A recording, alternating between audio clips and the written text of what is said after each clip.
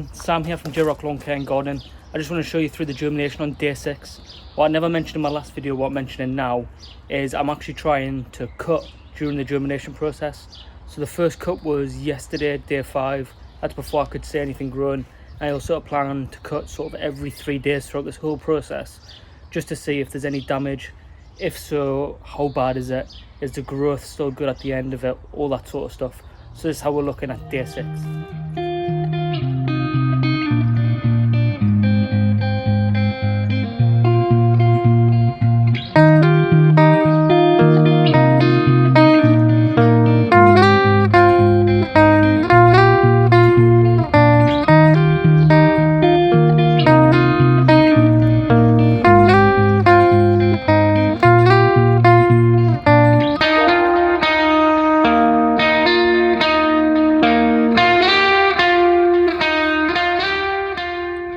So already you can see the areas that the pre-seed fertilizer is hit and the established lawn is already starting to get greener. I'm just going to show you some of the problem areas that's still struggling a little bit.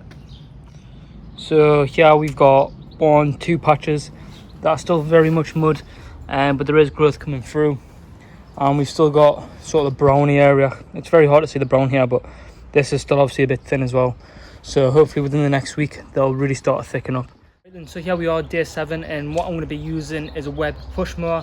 It weighs just over 11 kilogram and the cutting height is 23.5 millimeter, so very short, but the unit's that light that I think it's going to be the best thing to cut it without harming things too much, because at the end of the day, although I'm testing this, I don't want to damage it. So this is what I'm using. So for anyone that's followed me for a little while, this is the first cylinder mower that I actually ever had, and what it is it weighs next to nothing. And it's basically something nice and light to cut over the front there. Easy adjustable height settings with these here on both sides, and the max height, like I said, is 23.5 mil. So that's what we'll be using. So this is day 7, and just as you can see, a lot more shoots. This is the exact same spot as yesterday, and they're getting on sort of twice the size now. Let's cut it. Right there on top of the moon, we could sit and do nothing. I wish we were bold to just fly away. I don't wanna care, just be here and I'm good alone. Right, then that's just done with that one there.